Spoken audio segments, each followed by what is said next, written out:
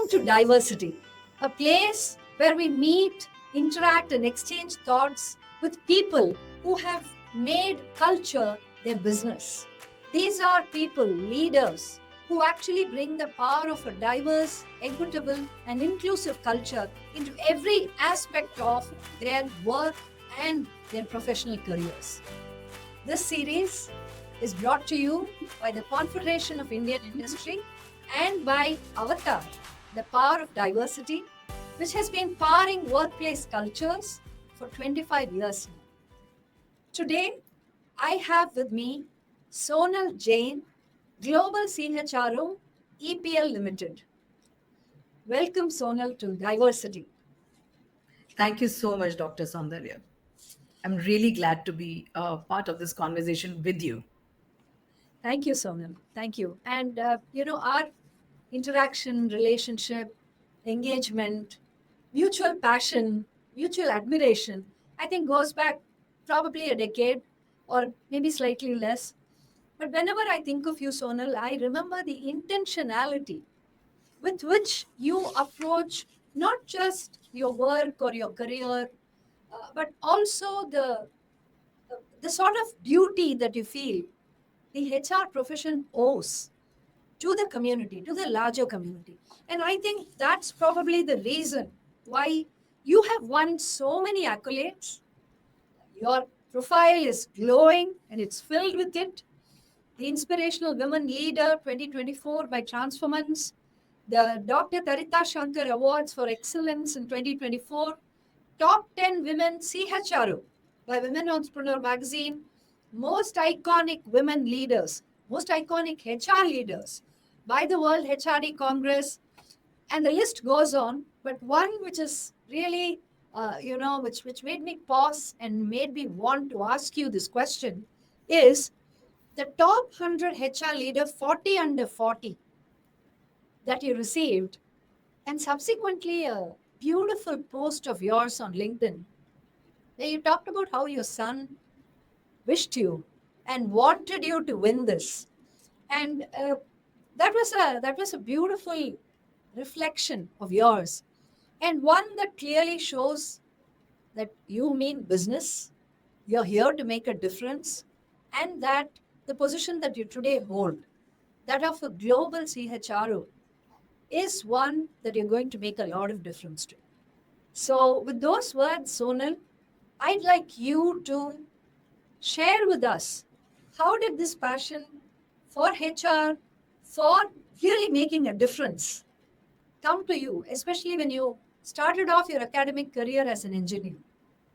Great. I mean, thank you so much. I just feel very humbled as you read the introduction. But I think I'm really blessed with some amazing leaders, colleagues, people, family around which have shaped me who I am today and my thinking and so on. So let me share where I grew up and how did it all come together. So I grew up in Lucknow and I did grow up.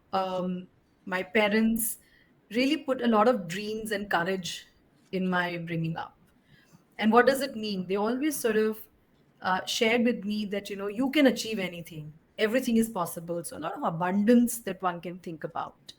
But at the same time, they have left me just to myself to deal with a lot of situations in life and say, you'll do it, you'll make it, go for it. You don't need spoon feeding at different points of time. And I think that's really created this whole aspect of abundance and courage in life.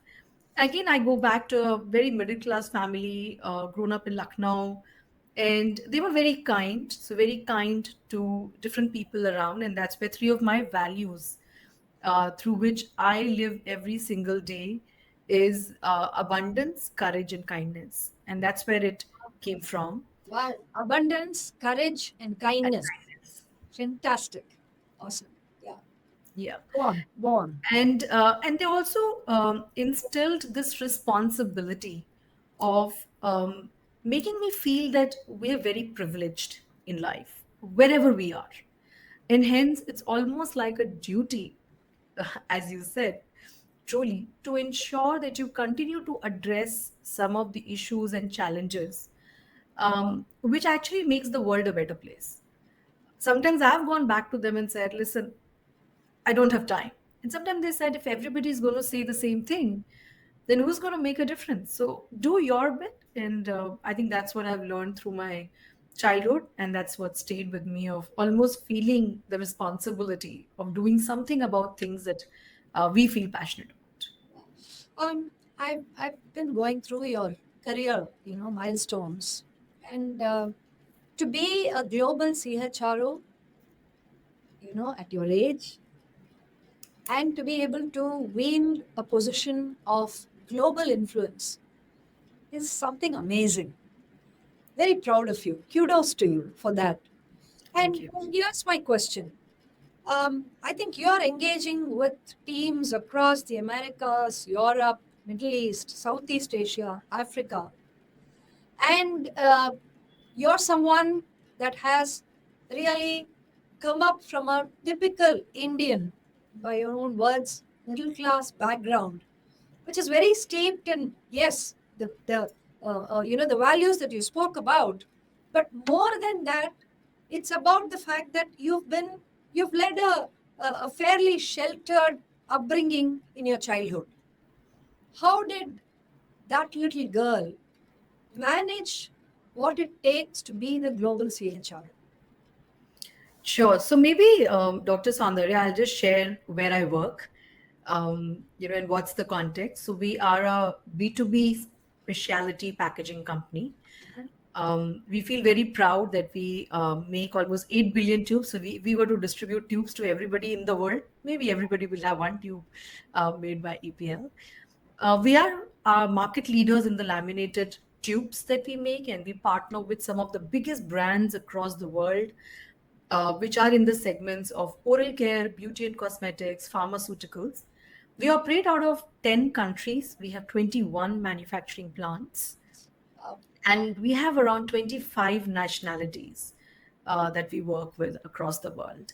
Our own employees, the workforce which works with us on contract terms and condition, but we work on a large scale, highly complex business operations. So that's what we do.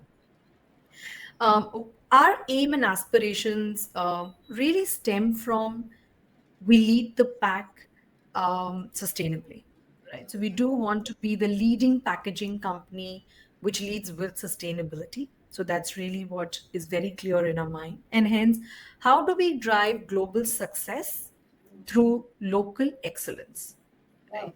Okay. And ensure that we really create a culture in the countries and markets which are fit for purpose as we drive global scale, global strategy, employee experience, and we move forward. So that's really where my role sort of today comes in.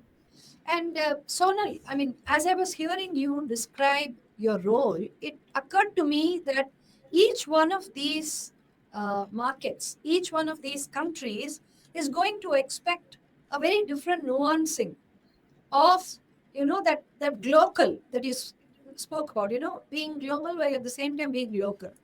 What would be that one, thing or one value of EPL that would be common across all of these, markets, which you as the HR leader are articulating? So I think that's one thing that drives us consistently across the market is leading the pack sustainably. Ah, so So we, sustainability is that yeah, mantra, right? yeah. Okay. And that includes people sustainability, and maybe I'll talk about it in the subsequent conversation.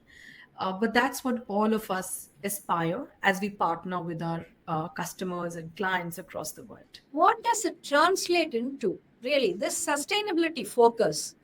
What does it translate into? Are you, and does it mean a different set of initiatives? Does it mean giving back to the community in a manner? Does it involve ESG, environment, social governance? Can you just break it down for us a little bit? Sure. And thank you for that question because it's very special to our hearts. One is we are one of the top 2% organizations globally Mhm. who are certified as gold member for EcoVadis. EcoVadis is a global organization which actually certifies members on sustainability. And that is where HR, the way they call it, labor and human rights pillar, is a very important pillar. And that helps us ensure that we are able to drive sustainability, all our people practices. So we call it people sustainability, right? And a couple of things that they assess when they assess an organization is, do we have the right practices, policies, measures around, I would say, human rights, diversity, equity, and inclusion, development, health and safety, engagement, reward, how do we pay our people, and how do we work with our communities. So that's where, we drive our people practices through the people sustainability pillar to ensure we are doing our part to be one of the most sustainable companies in the world. Absolutely. Thank you. Again, it is a matter of great interest to me that uh, when you are defining and describing sustainability, it is not just what a packaging company would do by way of defining its sustainability practices, but it's something that goes deeper, above and beyond. And by calling it people sustainability, I think you're really meshing and blending together the fact that this earth is for the people, and that the people must do their bit to make sure that this home of ours is protected and is in the right place. Now that Correct. brings me to a question, Sonal. um, Today, whether you take diversity, equity, and inclusion measures, or you take environment, social, and governance measures, I think the companies that have been very successful are the ones that are able to see an impact out of this. Um, I want you to tell us what are those kind of inclusive measures. If you were to take DEI, for example, and look at, let's take gender inclusion. What are some of those measures at EPL which have actually created an impact? I mean, all measures create impact. I'm not saying that there are some which do, some which don't, but I think there are some which probably are from a company stating its vision standpoint, and there are some measures which are actually making a big difference on the ground. So, could you share a little bit about the gender inclusive measures at EPL? Sure. And I think even beyond EPL, one of my experiences, Dr. Soundarya, has been that leadership accountability, acceptance, action, and governance plays a very important role. Any of this agenda would not move as much until you have a leadership voice and ears both, heart and a mind to drive this agenda. And it requires all aspects and elements of it. Right? I'll give you a couple of data points. When I look at EPM, 50% of our countries, specifically the countries, actually have women representation end to end almost around 45 to 50%. And these countries would be around China, Wow. Mexico, Brazil, Colombia, Poland. Then we have the second category of our countries, Uh-huh. which are around 30 to 40%. And these would be around US, Philippines, Germany, and our own corporate office, because it's a different office, it's a different setup, I would say, the headquarters. And third category is really where the country itself is very low. So a couple of them would be like, I'm sure you would have guessed it by now, it's Egypt and India. But even there, we're around 15 to 20%, right? We're in double digits where we are. So I believe first accepting where we stand, because there are three levers which really make a difference. One is the country where we operate, Yeah. because there's a culture in the country, women in workforce, education systems, society. Second is the industry we operate in. Mm. So in our industry, how many women are available? Are they choosing education lines in STEM and so on, right? Third is our own leadership accountability and culture, right? And then, are we able to make our teams successful in an inclusive environment? Right? So, across these three categories of our organization, I think all of them play a role, and that's where we are really putting our effort as a collective leadership team to say, how do we make a difference from where we stand? So, if we are in US, what does it means for us? If we are in Egypt, then what does it mean for us? And hence, like we say, different strokes for That's different the folks. different folks. So, really ensuring that our actions are aligned to the context in which we work, and then everybody is taking the next step. Because if somebody comes back and say, "Hey, I'm in my job, I'm already very good, so I'm not going to do anything," but that's not right, because all of us sort of work together and run together, right? So that's what we are doing right now to Uh, move with the agenda. I'm going to ask you a slightly offbeat question, more so because the passion that you have towards all things HR is quite something. And I've known this not because of what your LinkedIn profile says or what various articles tell about you. It's because of the conversations you and I have had. And you're somebody that takes this very seriously. So the question is this: when we speak about sustainability, when we speak about women's workforce participation, and you beautifully stated that it's different strokes for different folks, and a country's a local milieu and culture, what the industry is, and what your leadership does. These are the three factors that really make a difference. If you were to kind of pick out maybe something that India can do when it comes to increasing its women's workforce participation, what do you think that would be, Somi? Sure. Again, a question very dear to my heart. And, I go back in 2010 or 2011 when we were trying to build this program, even in HUL supply chain, where we had almost no women in manufacturing. And I think a great journey after that, everybody has contributed to. I think one is having women in STEM. Mm. So, early on, having that interest and desire to really make a difference. Second is on the society and community we come from, because there are so many girls, there's so many, girl students who are actually dreaming and desiring, but they don't have the opportunity to progress. If there is a way that we can actually build all of this together. And third is finding opportunity, and finding opportunity in a way where we don't create fear, but we create opportunity. And when there will be an opportunity, there will be a trade off, right? I was reading an article yesterday, and it said, I don't remember the article, but it said very beautifully, when you hire, say, male colleagues, you assume you will make the best hire.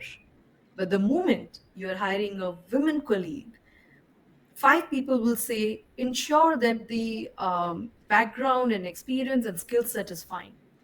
If we trust the managers in the first case, then why don't we trust the managers in the Wow. second? Wow.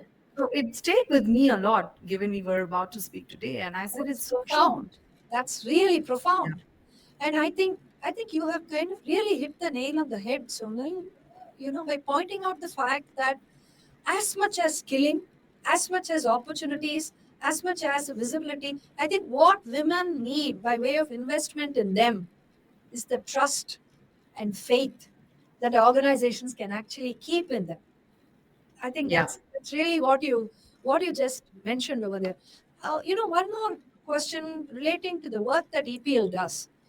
Now, keeping sustainability as your core focus and looking at various ways and means in which women's workforce participation across the different countries in which EPL is present can be enhanced, which I'm sure looks at women in leadership, looks at various aspects of how that empowerment can actually happen.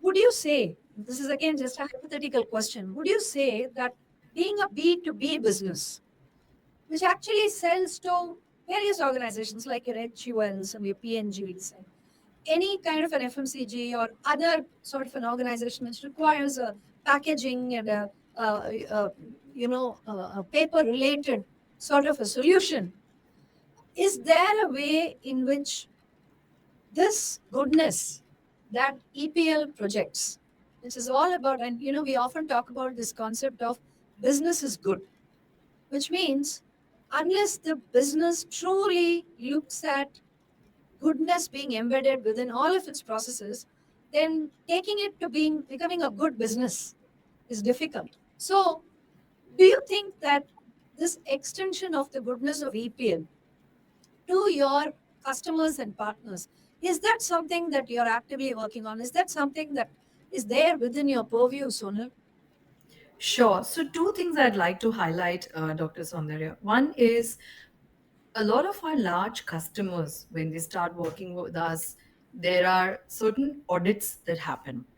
And in a few places, having an audit of ensuring that we have good labor practices, we ensure that we have healthy workplaces, safety is important, is a part of that audit. So I think, it helps build that co-accountability and co-ownership of the agenda together.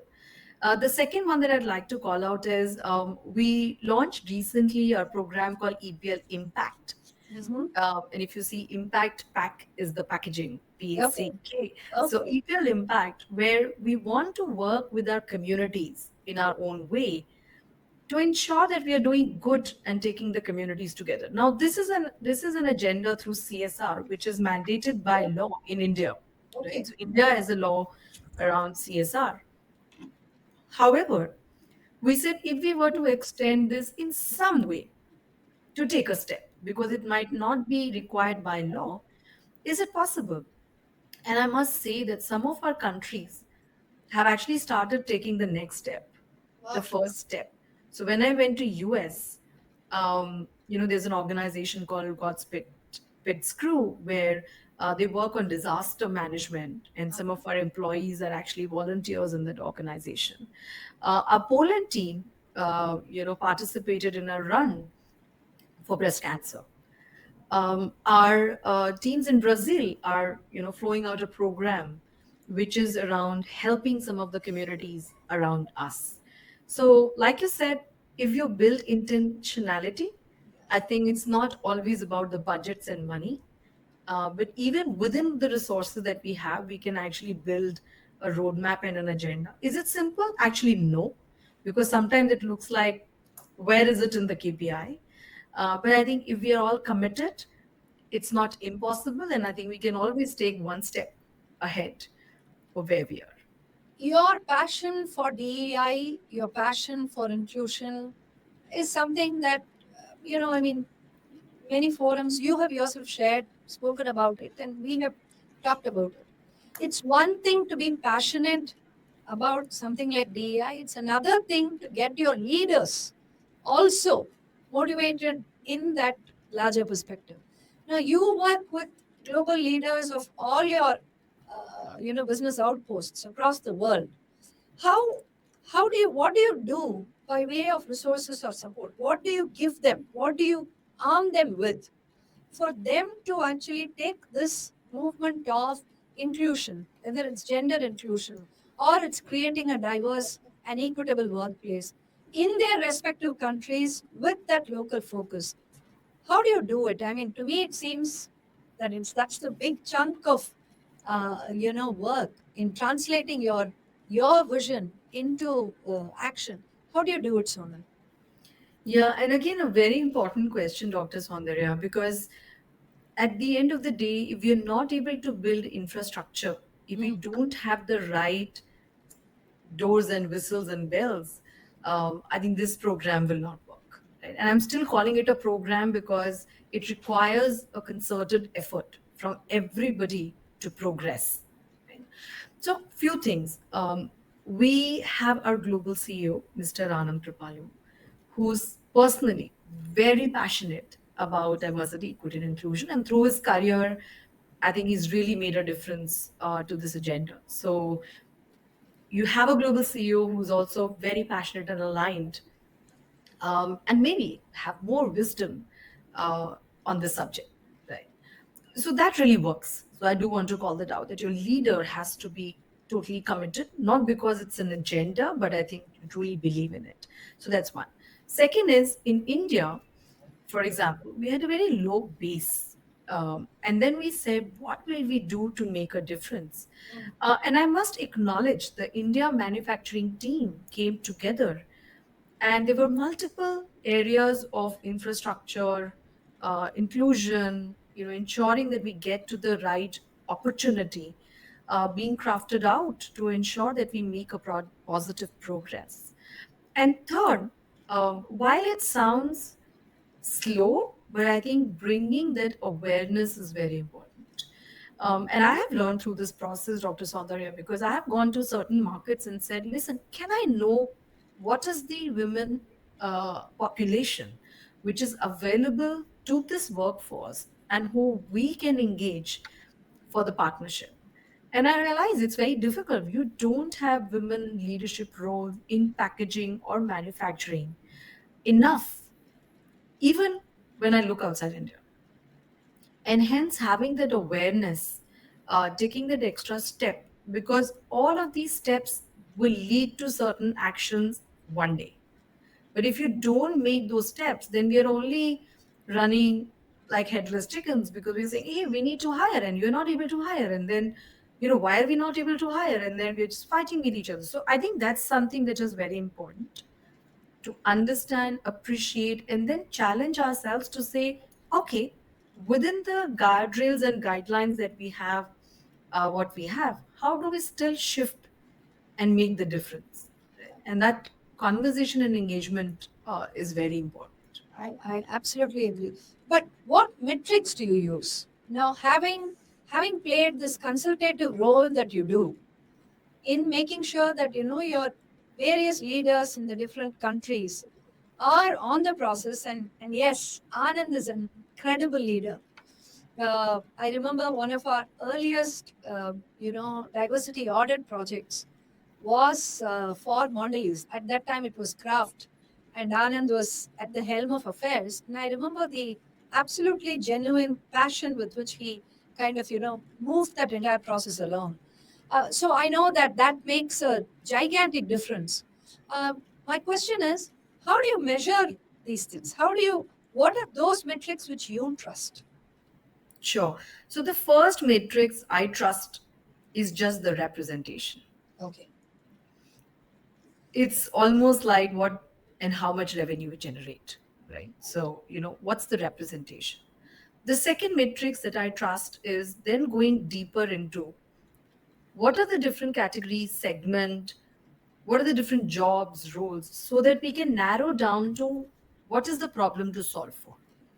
Where do we have the biggest challenge? So that's the second one that we track across country, across markets, across units, till a unit level. So we start global, then we go to region, then we go to country, and then we go to unit. So across, right? The third one we use is what is a hiring percentage uh, of women in the jobs that we hire. We are almost around 50%, so we made some shift in those numbers.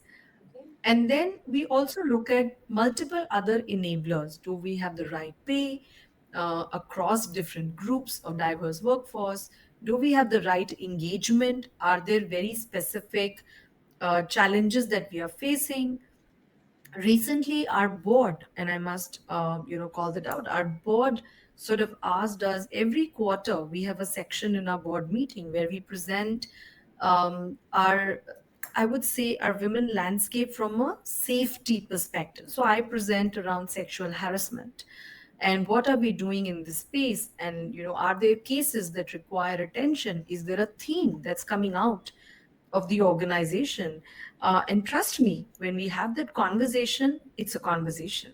Yeah. It's not about come and present for 2 minutes, present a slide and go away. But I think that's the seriousness which is getting anchored right now, which helps us move the agenda. So we realized, for example, we have a very well laid out POSH Act in India.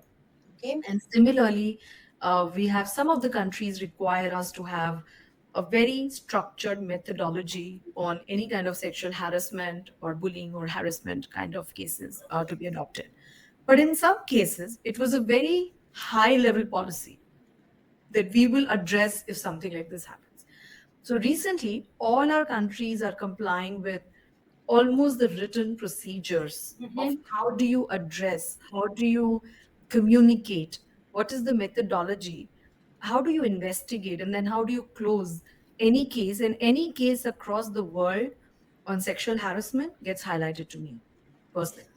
Wow. So that's the seriousness. Yeah, the fact that you've taken something that's a best practice in India, because India is among those very few elite countries which has a proper posh act and has a really clear method of investigation and assuming responsibility for the actions, and you have just taken that and you've made it a global sort of a best practice, is it, across the countries?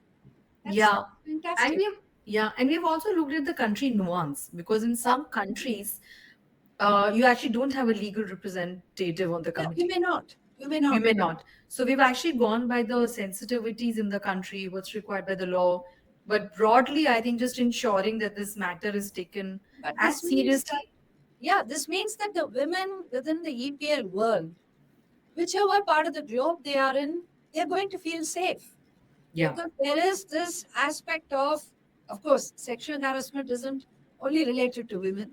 But correct. nevertheless, you do have that framework, which is now going to be, you will speak the same language across all of your different global offices. Correct. So I think that's truly a big move in that way. So I mean, I would say that to get this going is something that many large organizations are struggling with. So kudos to you that this has been now taken and made a practice, with regard to assuring the safety, ensuring that there is a professional way of dealing with this. This is fantastic. We are kind of almost out of time, and after this, we'll have to kind of go into the rapid fire. I Uh, have a question of you, if that's okay with you.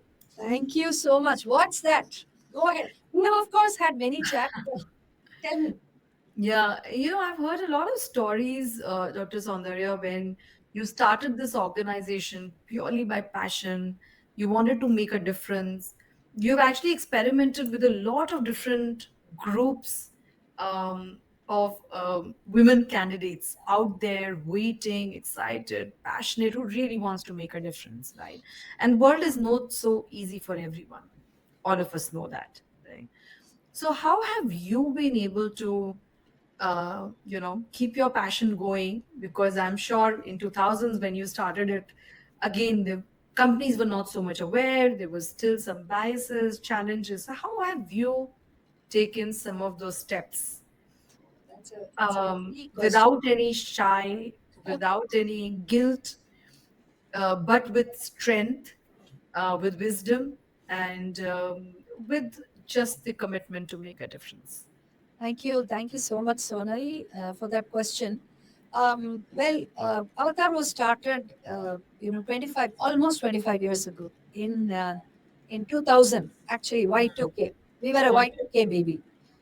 And, the idea was very simple. There has to be a reason why more women need to be in the workplace, and why aren't they there? What is it that I'm seeing that organizations are missing? Was the question. It's a very simple, straightforward thing. And I mean, despite all of the progress that has been made, despite the fact that today companies really see, an effective culture as one that has a significant extent of gender inclusion and gender diversity in it, I would say, the whole thing is still such work in progress. Until probably India reaches a 50-50 gender balance, I think what we do will be relevant. So that passion, which you spoke about, which caused the creation of Avatar and subsequently that ecosystem building. Because the minute we said we want more women in the workplace, and that is one of the demonstrable, measurable metrics of progress, of development. Any country, and we want Viksit Bharat. If we want Viksit Bharat, we need more women in the workplace. And yes, from the time when I started Avatar, where it was just below the double digits or just above 20%, below 20%, that number, to where it is today, it's at about 37%. India has made that progress in those 25 years, but there is still so much to be done. So I think, it's that passion which continues. I think it's very personal. It's exactly like what we spoke about earlier on in this conversation, where I think, we take that responsibility on ourselves. We say Yeah. that whether somebody does it or not, it has to be me to do this. And I think Avatar that way has been very fortunate to have the support of amazing leaders like you, organizations like EPL, which have consistently wanted that progress. So you keep coming back to us, you make us push the bar. You know, Mm. you tell us, give us a solution like this. Tell us how do we work on it. And everything is bespoke. Everything is customized. It's not like there are these, pre-created products which are just there. So I think it's just this wonderful journey, and I think it's getting more and more beautiful. Today, I think India is at a place where this imperative, the gender imperative, the women's imperative of having more women in the workplaces, I think it's just become so clear. It's articulated in every conversation that we hear, and when we work with the government or when we work with corporates or we work with educational institutions, it is resoundingly clear. So I think, we all are in this beautiful journey together, and it's great that you asked me this question. Thank you. This is very inspiring. This is very inspiring. Thank you. Now we move to the rapid fire round, and we won't give you too much time. You'll have to like quickly and instinctively answer. What's your favorite way of celebrating diversity at work? Okay. So for me, it's micro inclusions because I feel we can do the big things, but the small things that we do really make a difference. So I have a few of my little hacks that I use as micro inclusions to ensure that I am able to access and create that culture. Oh, lovely. That's beautiful. Micro inclusions. That's a great hack which Sonal uses. Okay, the next one. A simple sustainability idea that your organization follows. I mean, you spoke about being big on sustainability. Something simple which EPL does. What would that be? So one is setting the right ambition, Ah, staying with it. And I must say, I'm very proud of the way our investments, our decisions are made to ensure we are moving this journey in an accelerated manner on sustainability. And then ensuring it's all integrated versus the product, process, people, and we're not leaving any of the three behind is something that we're truly committed to. super. So when you don't have a gap and the whole thing is kind of meshed together and you've looked at it from every aspect, then that kind of moves that sustainability along in a seamless way. Lovely. Correct. Fantastic. Okay, here's my final one. What's an inspiring inclusion moment that you personally witnessed? So, I've always been, always is not right. I think most of the times, many of us would have been the women in the management team. And to a large extent, personally, I didn't notice it. I didn't notice it because I just felt this is how the world works. Like I go back to my upbringing, I just felt this is fine and this is okay.